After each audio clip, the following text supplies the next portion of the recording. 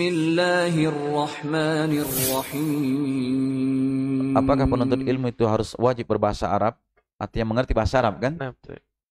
Namanya penuntut ilmu itu orang mulai belajar menuntut ilmu itu tidak ada orang yang langsung pintar bahasa Arab.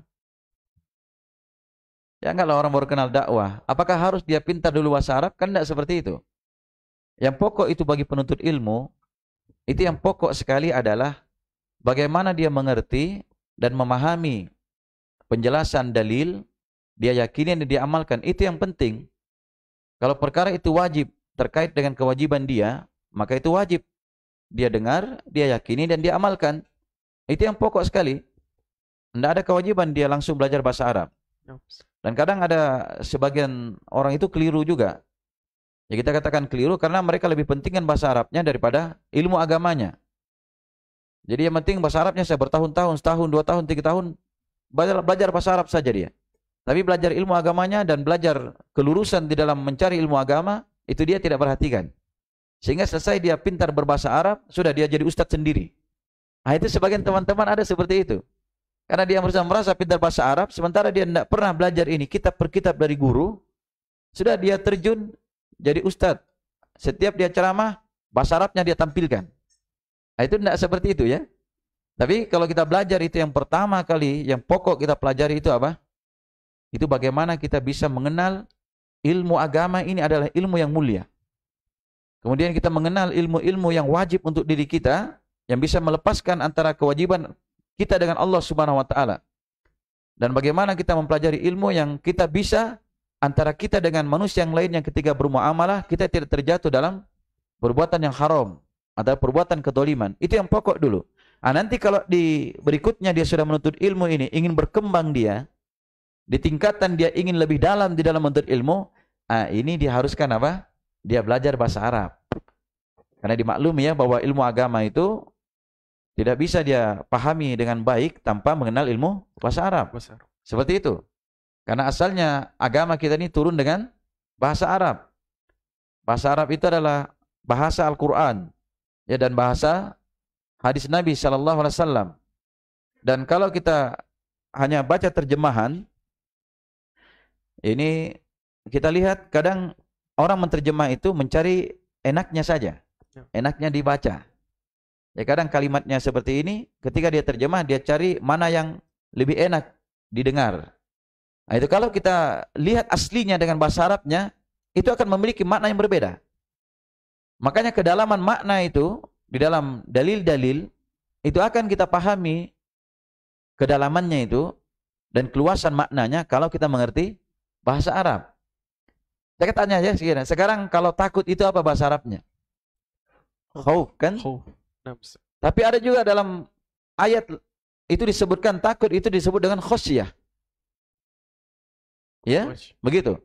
Tapi ada juga takut itu disebut dengan lafaz apa? Rohbah. Tapi kalau diterjemah sama-sama takut. Sama-sama takut. Ya kalau kita orang Indonesia memahami takut itu apa? Ya tidak berani kan begitu.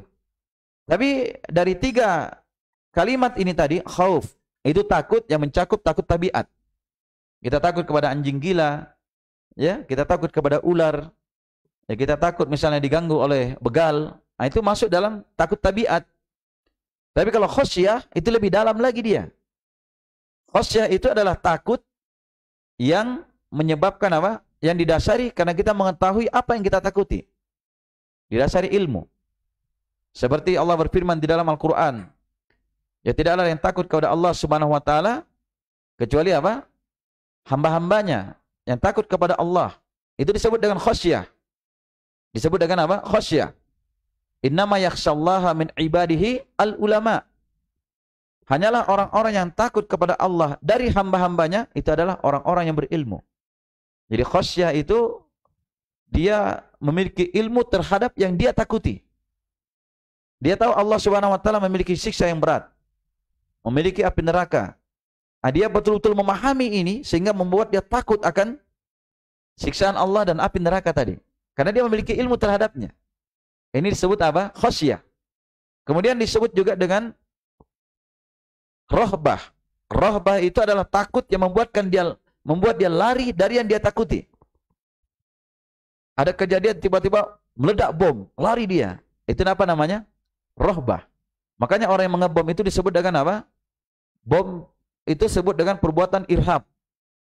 Ya, perbuatan teror. Nah, itu kalimatnya. Jadi orang-orang yang melakukan ini, orang yang takut terhadapnya disebut apa?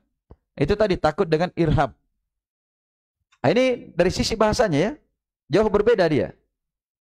Kalau kita memahaminya.